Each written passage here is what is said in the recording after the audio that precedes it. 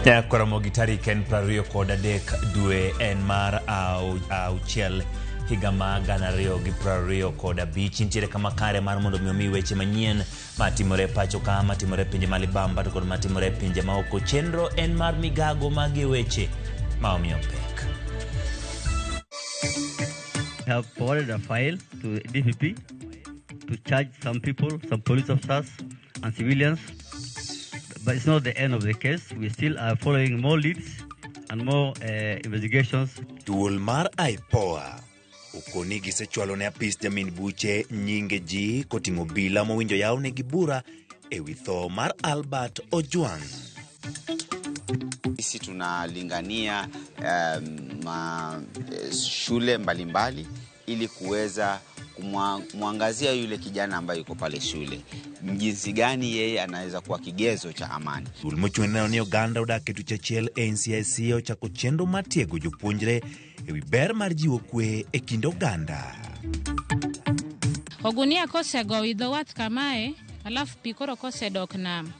Koro guogi ne yiecho gunia. Guogi kose yiecho gunia wanwaneno ka pieces mag dhano ema wuoki ogunia kagu. Jodak ma Ndiwo e Bondo nyiso luoro kaluwore kod ringre ji moko mosebedo kayudore e aora Yala.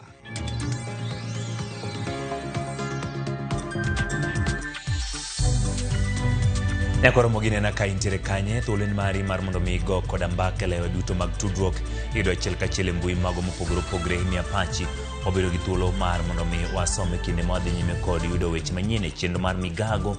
Nyinga Ochieng Emmanuel bed kode chakruok nyaka gigo. Kawachako en riwruok mok mar piny owacho mong'ere kaka Independent Medical Legal Unit kata IMLU oyango ni oganda jo Kenya maromo 63 ne owito ngimagi. 63 ne ondhi, 26 ne olal ka ji 600 ne oyudo hinyruok e kinde ng'anyo mag Gen Z higa mokalo. Kolose kinde keto ayanga lipot mar IMLU e wi ng'anyo mar Gen Z, jakom maduol maketo nyong'ong e tije obila IPOA Isaac Hassan oyango ni gisechwalo lipod nonro margi ne apis jomin buche ODPP e wi nek mar Albert Ojwang mar mondo mi oyaw ne ji metudo kod nek Ojwang bura kolero ni lipodno utingo nyinge achije magin jopiny kod obila. Kendo bendo gai mari ruko kinde pachoka LSK Faith Odhiambo ochayo duol mochunere wi Uganda pachoka NCIC mowacho ni nindo e tich e kinde ma josiasa thuo Uganda kendo nyayo tulo ahinya wi ng'anyo mag rowere ma Gen Z. The 2024 Gen Z protests unfolded in a familiar pattern. Unarmed protesters were met with excessive and often lethal force. The protests resulted in 63 deaths, 63 abductions, 26 missing persons, over 600 injuries, and widespread instances of torture and illegal detention. These events did not occur in a vacuum. Rather, they are part of a long-standing pattern in which public dissent is criminalized and police forces operate as tools of political repression. We have forwarded a file to DPP to charge some people, some police officers and civilians. But it's not the end of the case. We still are following more leads and more investigations before we can say we have now officially closed that file.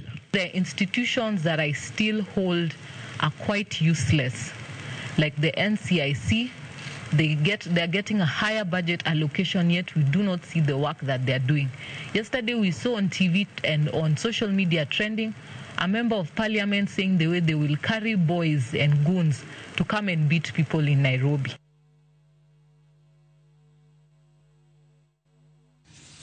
Rirog mine Mombasa midero ni Mama Kenya Foundation koni en midhiero ni masiche mag nek maget rowere pachoka pod nyime higa achiel bang' rowere midero ni Gen Z ne bago ng'anyo. Minego ma ne oromo Uhuru Gardens Mombasa kendo moko misuma mar paro rowere duto mosewito ngimagi lweto bila koni giduto gibiro wuok oko tarik 25 dweni mar yalo kwe odiochieng' ma bende rowere chano bago ng'anyo mar kwedo nek mosetimore. Gidwani jotelo duto owuog oko makwedo masiche mag nek ma jopiny osebedo ka kadho e lweto bila. Komachielo bende gikwayo obila mondo wetiyo gi teko mokalo kiewo ka girakore gi jong'anyo machwalo ng'ur maggi.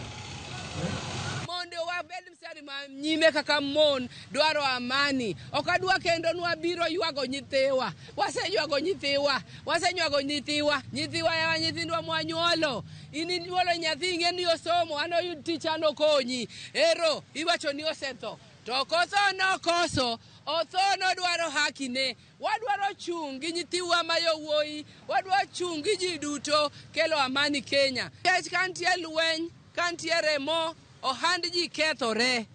To wan kaka joluo man Mombasa kae, tije wabet ga manual jobs. To ka onge amani, nyithiwa nindo kech. Omiyo wachako safar makawuono. Kwa paro nyithiwa maneno tho, watimo kanyo candlelight. Adier mar Nyasaye ni Albert otho. Ano kabinyiso ni Albert onindigi kwe. Albert ochunga pod dwa chando sirkal ni. Chandra jogi jomone gibro nere. Nyasaye machulo nikech onge gima Nyasaye okne. Wanwa bro gore ni wachi, wadwa gore ni wachi Rexi. Wadwa gore ni wachi nyithindo temoto, nyithindo gi gin nyithindwa. Polise gi wane manyuologi. To polis ok nyal kao nyathi to dhi nego maonge gima nyathi okoso. Wadwaro kwe makende i Kenya ka. Wamama mantie bunge oling thi wakian gir parango. To ginde lit en mar ngama miyo. Wadwaro haki marwa kendo wadwaro kwe mondo bedi Kenya mangima. Kapod ntiere weche motenore kod kwe, duol mochung' ne rew Uganda NCIC ojiwo chenro mage mag jiwo gilando kwe skunde ka gitiyo kod grube kod klepe ka gikedo gitiyo kod yedhe mamero ji tulo kod timbe njore kinde jopuonjre ahinya to gwenge ma kadhwadh nam chumbi. Kano lose skund sekondar ma Kwale High, apisa maduong' e NCIC Daniel Mutegi wacho ni klepe kod grube go osebedo siro madongo ewi kelo kwe kendo ng'ado guok ewi pogruok e kind jopuonj kod jopuonjre e skunde.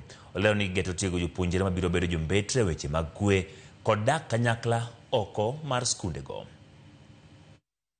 Kulikuwa na bifu baina Kwale High na boys, lakini kwa sababu ya kuintroduce hii Peace Club, siku hizi peace imetengenezwa iko vizuri.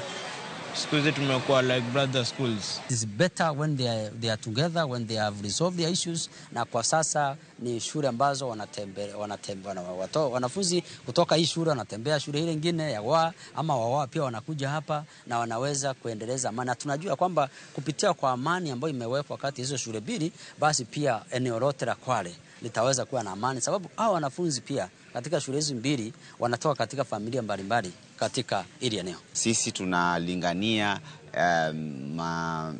shule mbalimbali ili kuweza kumwangazia yule kijana ambaye yuko pale shule jinsi gani yeye anaweza kuwa kigezo cha amani. Ingalikuwa bora kama Kesha inaweza chukua jukumu la kufadhili vilabu vya amani, ili vilabu vya amani viwe katika mstari wa mbele kuhakikisha kuwa yanayopendekezwa na vilabu yanatekelezwa ndani ya mashule, ili mradi mashule yaweze kuwa sehemu salama kwa masomo na sehemu ambao wanafunzi wakikua wakijua iko salama.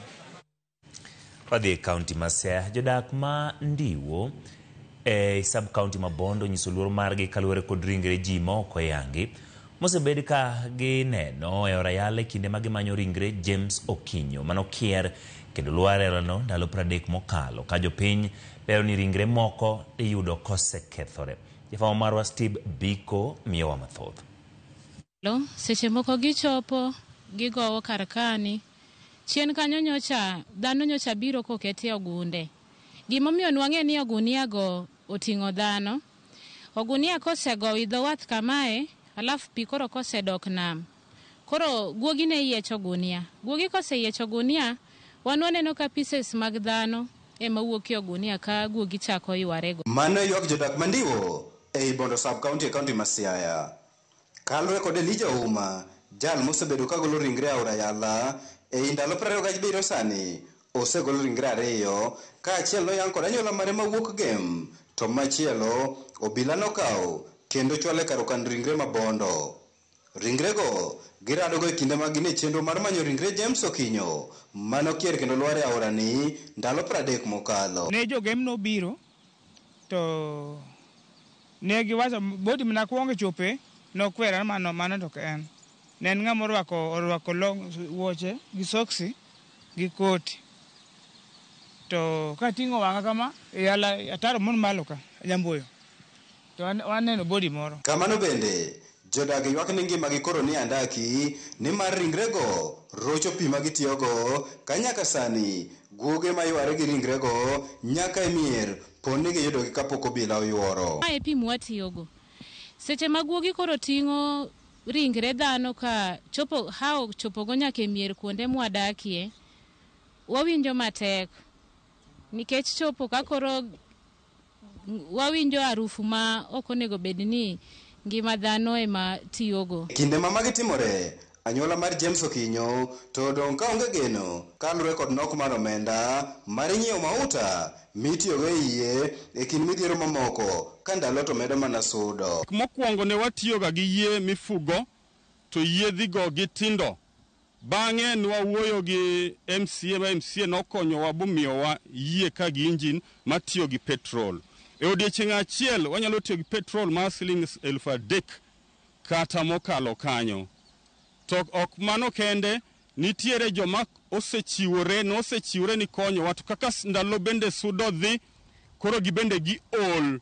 Chunowa ni kwa luongogi mondo gibi gikonywa manyo ringre, to nyaka wadonji ofukewa wamigi gimoro magitimre nade magikonyowa. Kalure kod osipidi Mabondo, Robert Aboki, ringre manochwale kar kano ringre Mabondo giko neno yang kod anyuola mare ka nyaka sani pok giyudo lipot moramora mar jal magugi chamo ringre e aora Yala, ahinya to alwora Mandiwo. Steve Biko, Ramogi TV, Siaya. Waduogo Kikuyu kama obila e alwora ma Kikuyu osechako nonro mar tho ma jotije ariyo Silas Ketaer kod Peter Kinyanjui Njeri matiyo od ohala moro mar Fairmart Supermarket manowito ngimagi bang' teko mar stima. Chwadogi kama ne gitiye achiel kuom kambigi mantiere Zambezi e kar chung'od bura ma Kikuyu, kaunti ma Kiambu.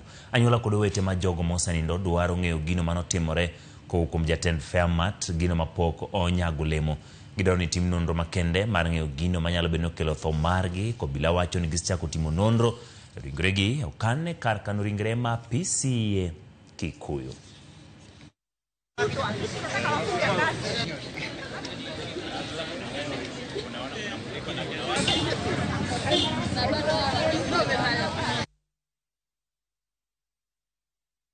They were having an electric kettle that was boiling some water. The water happened to spill. Unfortunately, they came into contact with the plate of that electric kettle. So after spilling on the ground, the whole floor got electrified. In the due course, the staff, well, there were two staffs who were inside there. When one of them responded by going to switch off the kettle, he got electrocuted, and unfortunately by extension, the water spilled until they covered the floor. Na tunaweza penda haki ya mtoto wetu ionekane, ndio tujue kama alikuwa juu ya kikiki ya stima, ama alikuwa wapi, ama alikuwa yeye ndio alikuwa anatengeneza hiyo stima, ndio haki na ukweli tujue. Ajali hiyo iliwapata kitu kama saa 8 na miili zao zilitolewa saa 2 ya usiku. So hiyo muda wote ambao supermarket ilichukua mpaka wakati huo ndio miili zilitolewa, ni nini kilichojiri. So tunataka CCTV footages na investigation ifanywe vizuri na polisi tuweze kupata haki kwa wapendo wetu.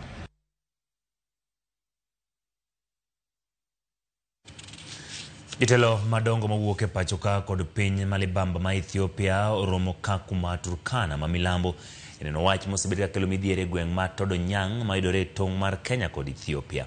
Matimore bang' monj kod nek ma ji dweche adek mokadho e tong'no ma Todonyang' kama ji maromo 50 nowito ngimagi. Oganda mar Desanech mawuok Ethiopia kod joturkana ma Kenya osebedo ka gwanore gino manomiyo lor tong'no ma Kenya gi piny Ethiopia, gino moseketho ohala kod wuoth. Jaotemo gen ma duoko kwe alworano mar Ateker, John Munyes, owacho ni winjruok koro osebedo kendo tong'no ibiro yawo. Of professionals, international organizations, the two governments have met in Kakuma, Turkana, to deliberate on how these conflicts can be countered. And today we have gotten the commitment of two levels of government from both Ethiopia and Kenya to say that they are going to work as a team to contain the Turkana-Dashnach conflict. Right now, what happened is when the two fishermen Turkana killed by the Dashnach fishermen, what happened is that the government of Ethiopia had to apprehend them, and now they are arrested. Even the arms they confiscate, then it was taken to the government of Ethiopia. This discussion is following that incident, because the other previous two incidents were something which brought attention from both governments, especially the people who lost life. We have resolved to open the border again. We resolved to undertake joint security coordination. We have also resolved in the next few weeks to bring the two warring communities to start discussing how to bring peace and live in harmony along this border. Ka wadhi Nakuru, jatend migao ma jotij piny owacho Mano Geoffrey Jagoro ne ochopo apoya mano chenro mag jotij piny owacho apisi maduong' mar Okak e kaunti ma Nakuru kaka yo mano no saa ma jotich donjo e tich. Kodwa jotich apise go mana thuolo machuok tok chopo. Jatend migao Ruku ne osiemo wang' jotich duto e pacho ka wi chopo e tich moleo kokoni giyule tich kendo mano oseduoko chien tije piny owacho. Anyete chwalo chenro mopogore opogore ne jopiny. Ruku wacho ni apisa sadek kende manitie e tich ka jotich kine mabene ochopo kanyo ka mago ting'o mano mawuodhe ma pinje moko kod mano mochung' ne ndiko jopuonj TSC.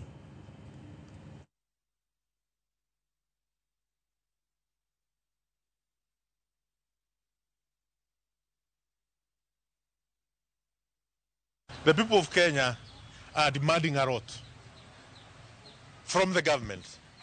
The people of Kenya are demanding a lot from the president, from his cabinet, the PSs,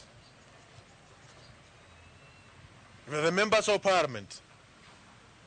The people of Kenya are demanding a lot from you, the civil servants, the public servants who work in these offices. I have been in most of these offices. They are empty because you are not at your workstation. Akora mogi tok report motenore record jatend migao chopo e apisi kendo rem mar yudo ka jotich chopo mana jotich adek kende mochopo obedo kaka oyo mokwongo e chenro mar migao kata kamano kik dhi mabor pod wantiere kod mathoth ma wa ikoni.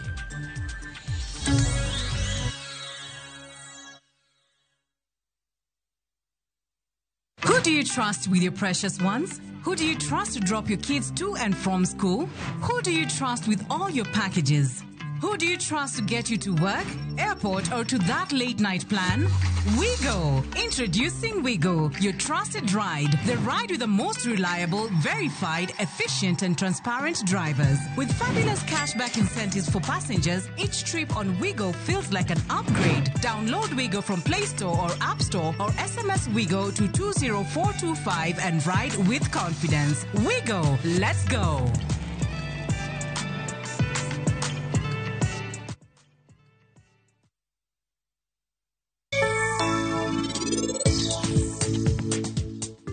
E toko tikono anandiko adres maber ahinya pari need. To bende ing'e ni Rajiv Kiani inibiro gi sani. Ere kaka inidwa nadhi kenda to iniwuon ni wacho ni botera nyaka dala gi Rajiv. Winja nyathina, taxi driver kai gin joma beyo ahinya. In podikia nyathina, kaka jogweng, nomor ahinya nikech idok e odi. Ne gimor nikech idok ka Rajiv. Gimomiyo, nachiwo side en mana nikech Rajiv, ne en kamano.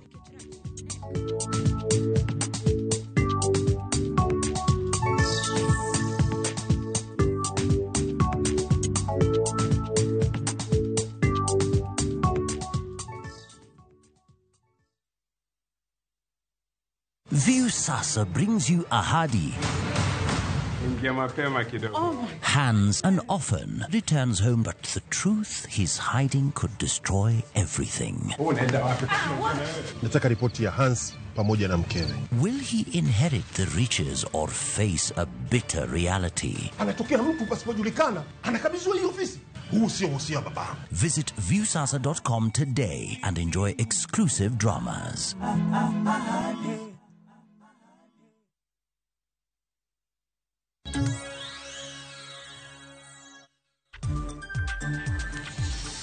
Erokamano kuom medo kete Ramogi TV chenro mar migago wadhi nyime. Gavana ma Narok Patrick Ole Ntutu ochiwo singo ni arita ibiro ridi ne jotim limbe mowuok e pinje maoko nyete kinde ni ma limbe ma karito le ma bunge ma Masai Mara medore.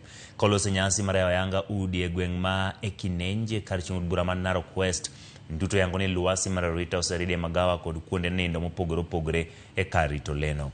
Le e kido mar riwo maromo milion 3 igeno ni biro chako wuoth mahiga ka higa mago Wild Beast kaging'ada ora Mara kendo donje pacho ka kuwuok e karito le ma Serengeti e piny Tanzania. Masai Manyatas is where you learn the Ma culture. Kenyans who are local tourists, this is the best time to visit the Masai Mara. Masai Mara offers a lot. The balloon safaris, the walking safaris, the game drives both in the morning and also in the evening. And I can assure you, we have all rates. We have many hotels. We are very well prepared, and we have all our staff on site to ensure that we deliver the best services to our customers and that there is no gap at all. There have been so many incredible experiences, from the people to the birds to the animals to the landscape, the plants. Everything is just incredible.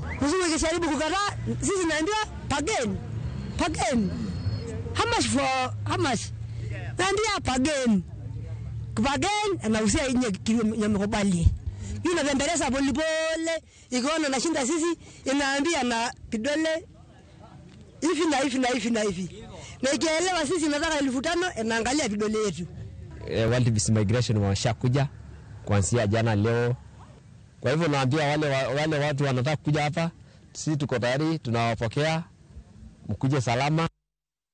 Wadhi county Manandi, jorita luore county Manandi yago kethruok ma otimore aora ma Kosoiwo ma en achiel kuom aora ma Orayala wuokie ma yudore kadak ma Kisoiwo e boma Manandi. Kalure gi jogo marita luora aora no osebed ka ipuko e taka ma wuok e gode Manandi kod jok modak e aluora no ka bende chenro mapur ma itimo gi oganda butaro no bende osebedo ka kelo kethruok mar aluora e aora no.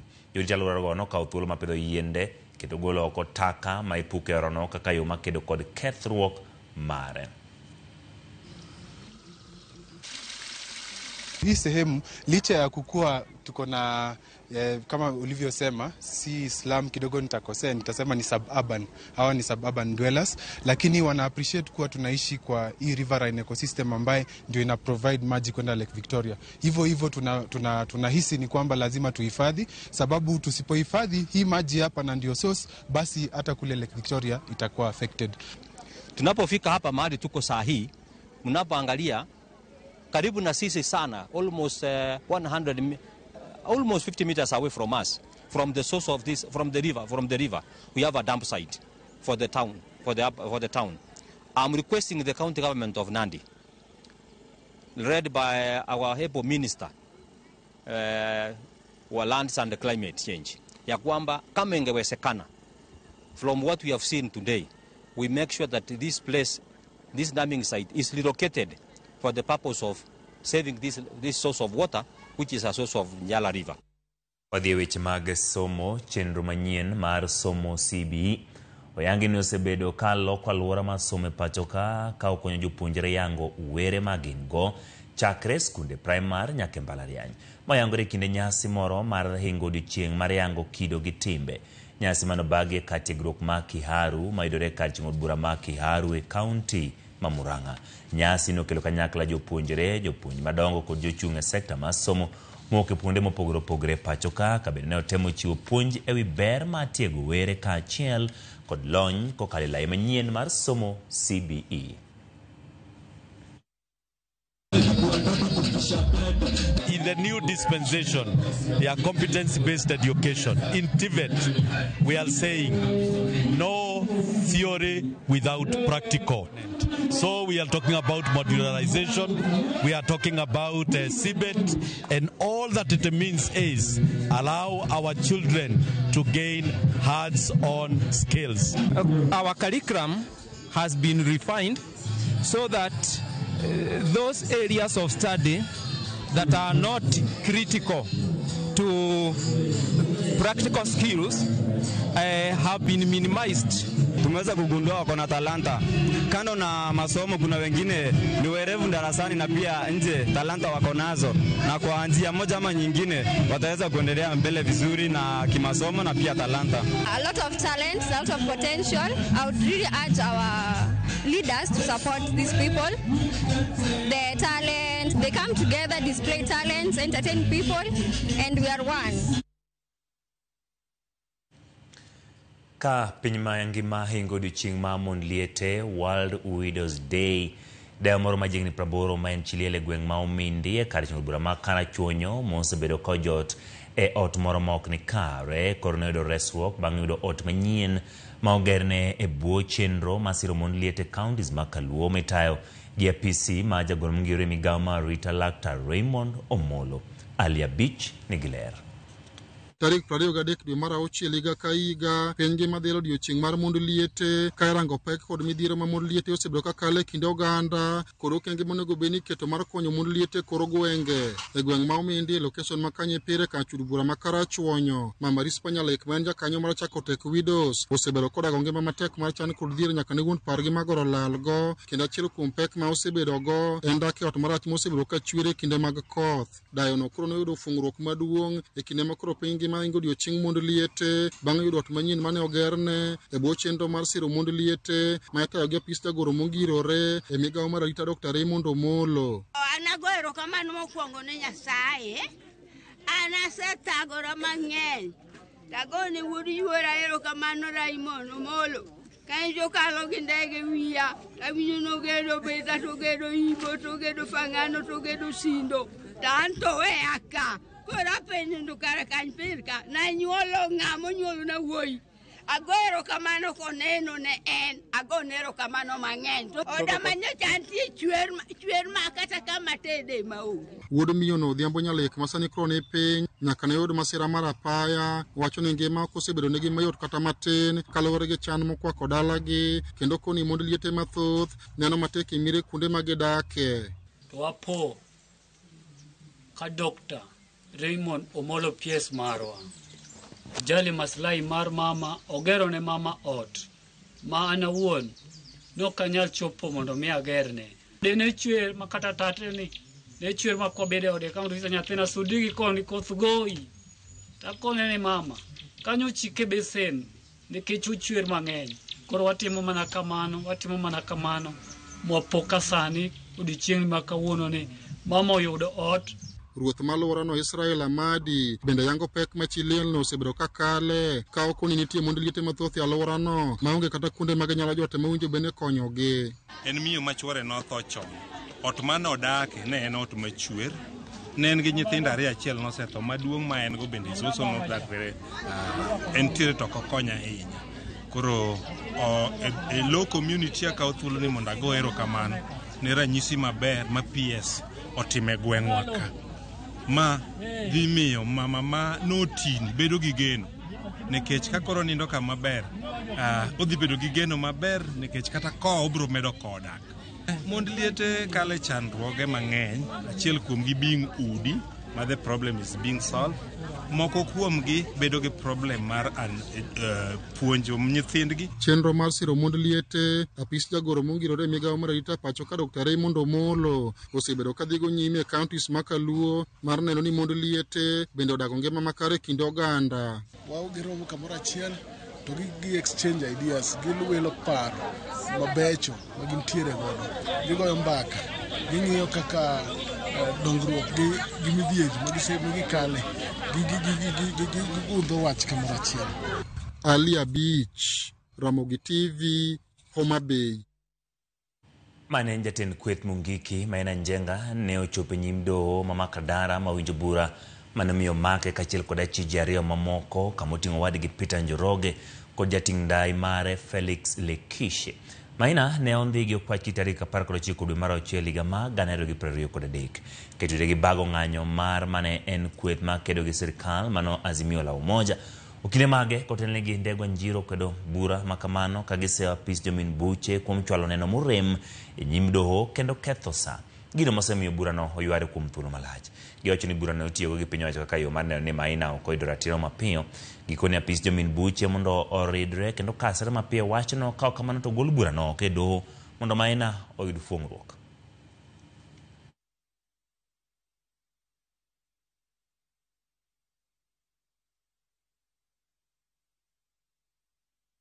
Kama hawana ushahidi, hakuna haja ya kuweka mtu mahakamani hizo siku zote. Njia mwafaka ya kufanya ni kwenda kuondoa hii kesi katika mahakama ili mtu awe huru. Jua hii kesi serikali inaitumia kuhakikisha Maina Jenga amewekwa katika minyororo yao. Kama wana kesi waileta tumalize mara moja vile tulimaliza ya Nakuru, si ndio?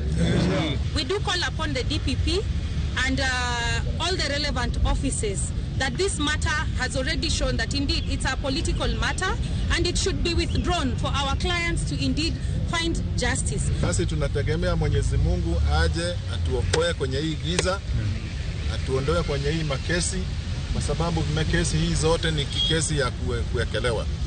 Makesi ya dawa za kulevya, hadarati na kila nini. Na unajua sisi ni mabishop. Jagoro mochung'ne weche somo e kaunti ma Bungoma, Midusa Agnes Washie, okondrawere ni tend kaunti ma Gavana Kenneth Lusaka keto chenro makonyogi e gero negi paw tuke mabiro konyogi e medo were magi. Koloso e nyasi manobagi kar kelo ganda kanyakla montimore mbalariany ma Kibabi. Jagoro nolero ni jogo manigi were tuke ibiro kony mar medo jiwo talanta magi. Kata kamano, jatelo mochung'ne kanyakla mar oganda Elizabeth Walioba wacho ni mano biro konyo duoko chien weche rocho ratiro e kind oganda. But now we are colleagues. Sisi wote tunapatana.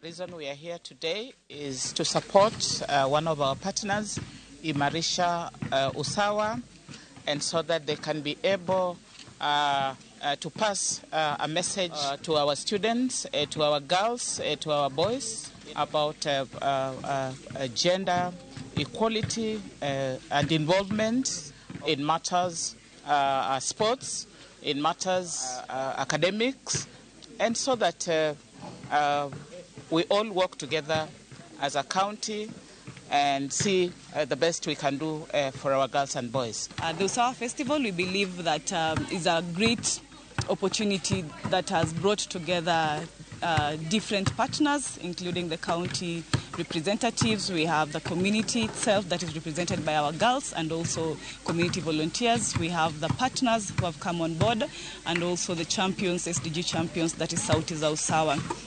Together we believe that our collective action will be able to not only support empowerment of girls, but the community at large, including our boys. We have come to this place for the event for the support of Imarisha Usawa, so that we can discuss about gender balance.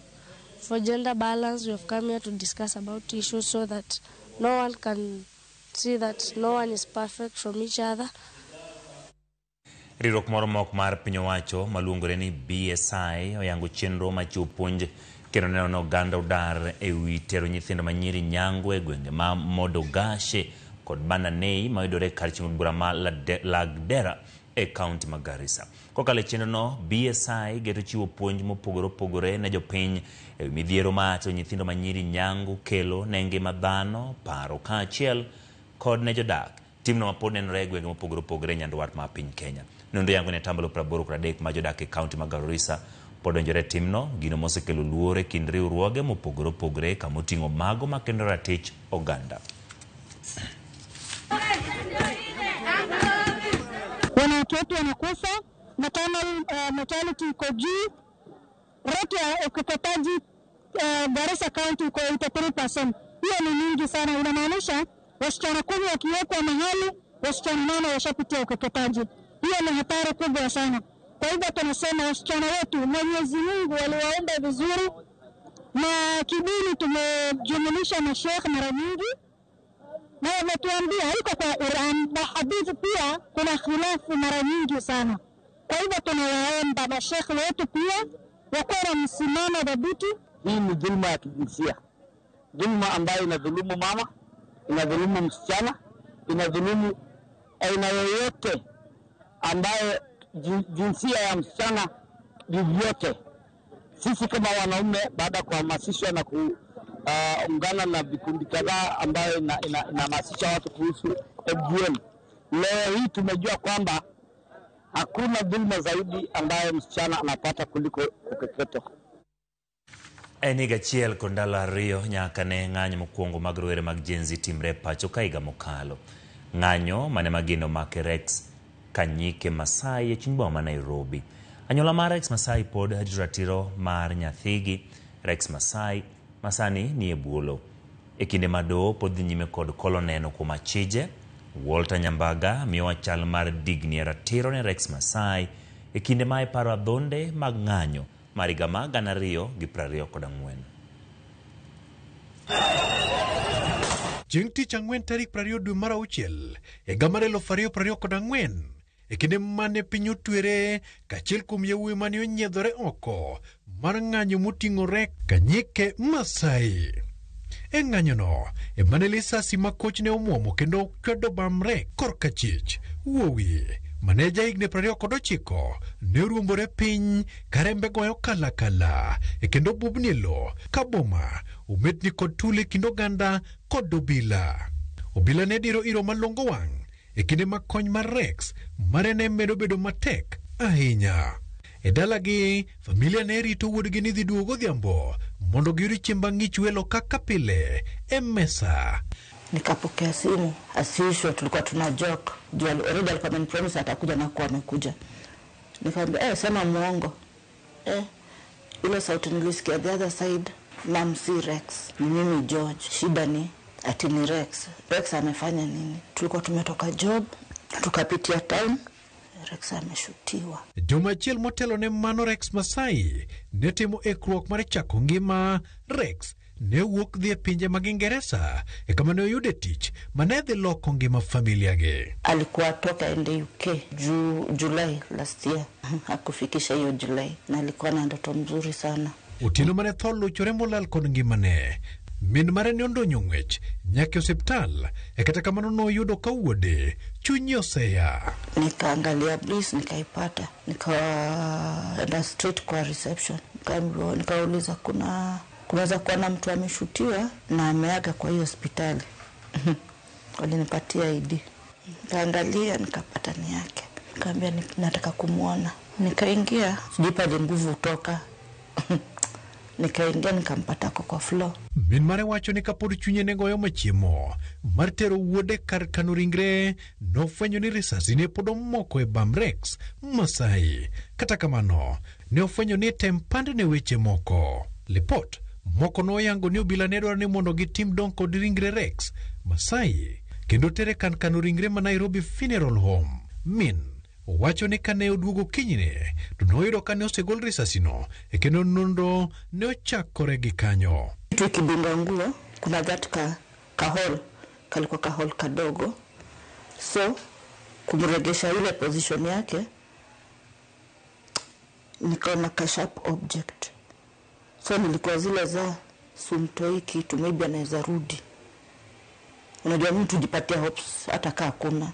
Owacho ni nochak ruch neno mochuno maonge duoko kata matin. Alafu wanatufukuza tie amfai kukamochari kujeni saa 2.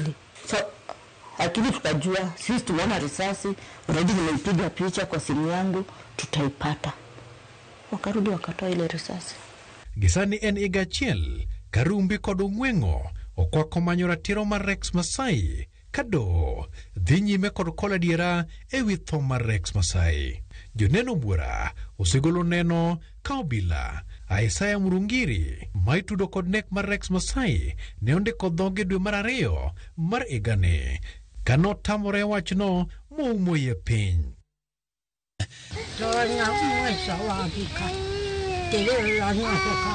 Tich abich mokalo, nyasi mar rapar mar Rex Masai ne otime dalagi kage paro wuodgi e kaunti ma Machakos. Nondo mar doho to pod dhi nyime ka familia mar Rex Masai dwaro ratiro.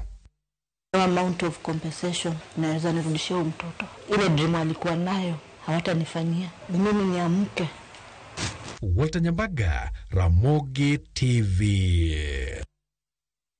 Magred marochiko ni kod Juma Chiel kende tiloro mbui mag Kemis winjo gitiyo gero kwayo ne skunde kod kit somo mag chano timo e grade mar 10. Pok ochako oro kwayo gi kaluwore gi mbui no ok yawre kendo jopuonj madongo ok nyal donje. Kaka jodito moni lero jumbe ariyo mokalo. Jagoro migore migawo masomo Julius Bitok nokoni atamalo 80 mag skunde sekondar mamalo osendikore moketo kit lai mag somo magibiro chiwo e mbui. Are busy with the learners, trying to engage in this selection process, and we are doing it under Kemis, our new system. Magi ne gin weche mag jagoro maongirore migawo mar somo Professor Julius Bitok. Jumbe ariyo ma okalo e odiochieng' mane owinjo yawi ayanga. Mbui manyien mar Kemis, mbui ma jopuonjre mag grade mar 9 owinjo bed ni itiyo go e oro kwayo mag lai mag somo kod skunde ma owinjo giriwrego e sekondar mamalo. If I want to be in this profession, class of profession, what do I need to do? Odiochieng'ni, Bitok ne oyango ni atamalo 80 mag skunde sekondar mamalo ne oseikore kendo oseketo e mbui lai magichano chiwo ne jopuonjre. 2% of the senior schools have been able to upload their pathways and subject combinations for the learners in readiness that in the next 2-3 days, the learners now in junior school can be able now to select their pathways. So it's a seamless process which we're starting today and is expected to run up to the 30th of this month. Kata kamano e report malingling mawuok kuom jopuonj madongo en ni nyaka kawuono mbui ni ok yawre ahinya to kochopi rang'iny ma owinjo jopuonjre otimie yiero. Kiwan bende wadonjo e mbui ni watemo rango ka bende wanyalo donjo ma wachak timo yiero. Mae kaka ochalo kar oro kwayo ne skunde ok yawre. Nyaka sani jopuonjre mag grade mar 9 maromo 1.2 e skunde 24,000 duto mapacho ka pod ni e mudho. E chenro ni jopuonjre biro yiero kit somo 3 e lai ma gidwaro e skunde 12 rang'iny ma opogore. E lai ma ochwal ne skunde kaka achiel kuom yore mag geng'o mibadhi e kinde yiero, mbui ni oler ni biro rango kaka jopuonjre osebedo katimo ahinya to e penj madongo mano national exams.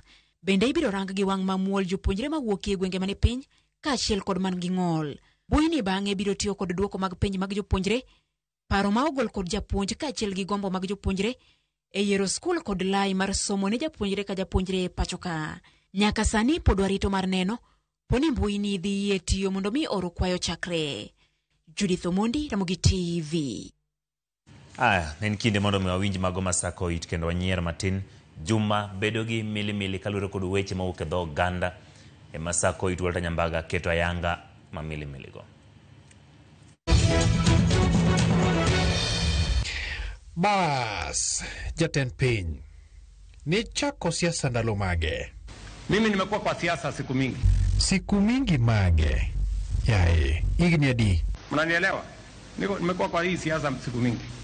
Aya, to masani pimuni muya giwi peke ni? Na mimi vitisho, mimi siwezi kutishwa na mtu. Tudonge saniri gadhi gini riembi kanyange? Ati kutishwa? Hapana, watafute mtu mwingine. Ati na makelele? To siasa osechakore, in bende idonjo endara kuse? Ati tuwaje kazi hii tunafanya tuende kwa barabara? Yule ambaye anataka kuendelea na siasa aende barabarani, aendelee na siasa. To wach mar must go ni diwachi ang'o? Si 2027 tutakutana na wao? Kwani ni mafundi kiasi gani? Wasituletee nani. Sijui kama tunaelewana. Porojo, propaganda tu. Sijui nini. Kasongo, sijui Ruto must go. Wewe. Sawa kare. Aya, Migori. Weche pek kachachande. Nigolo gavana matiyo pek kamuonyo fulu gi okayiwe. Nyamita. Awiji kwacho ni golo gavana matiyo ni kamuonya ngoa. Ambe mana iego. Ala? Iego? Koso nang'o? Ambe mana iego. Golo gavana matiyo tek. Penjo en mane marwa ni betiyo. Nwane. Halo, ingeni golo gavana matiyo nyabedo matek. To iyiego nade? Ambe mana iyiego. Golo gavana matiyo tek. Penjo en mane marwa ni betiyo. Otiyo kendo gole tek kamonyo fulu. Ka fulu ida monyo gi ke iwe to yudo ka tek iwe ne mituro. Tur kama. Tur na iu fulu. Tur na gino. Tur yino ya e. Mbogo una yako. Gavana wachni ka. Ja miriambo mawinjo no keo gweng ni mariambo kakijuku to wacho mana cho. Ni jopiny mamiuru dwarang'owa. Winje kodhi nyiso jomiuru kagima jomiuru ambulu luoe osiko diya owachonegi wach cho. To tich chalo nade, Gavana? Samineno ma jomoko wacho ni ok watino kidhi Makalda Kanyarwanda malo ka County Aggregation and Industrial Park wakelo nyatike ka. Sawa kare, we wachni gi kanyo. Amilo, winyani nunguni kod dayo. Chamiel, nyagowete.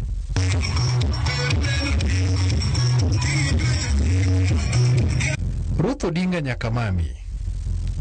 Intellectual Opiyo Wandayi. Intelligentsia Jared Okello. Jukane urumiel kaendi.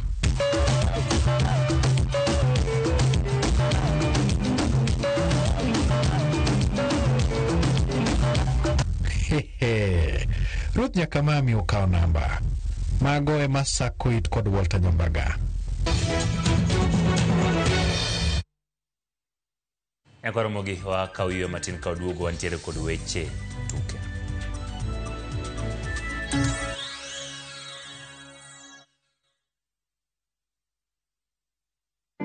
Ready for Bali? Ride the waves of Melasti Beach, explore Uluwatu Temple, and enjoy thrilling water sports. Snap Insta-worthy moments in Ubud, Tegenungan Falls, and Wanagiri Hills. Cruise to Nusu Penida Island on a full-day tour. Fast boat and lunch included. Take in volcano views, temple tours, and tropical bliss all in one trip, starting from 182,000 Kenya shillings per person sharing. Flights, 5 nights, breakfast, tours, and transfers all included. Book now. Call or WhatsApp View Travel on 0703 254 254. View Travel.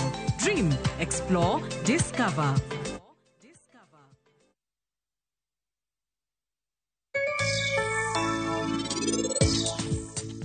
Ere kaka inidwa nadhi kenda to iniwuon ni wacho ni botera nyaka dala gi Rajiv. Winja nyathina, taxi driver kai gin joma beyo ahinya. Kamora mora ma inidwa dhi giboteri kanyo maber.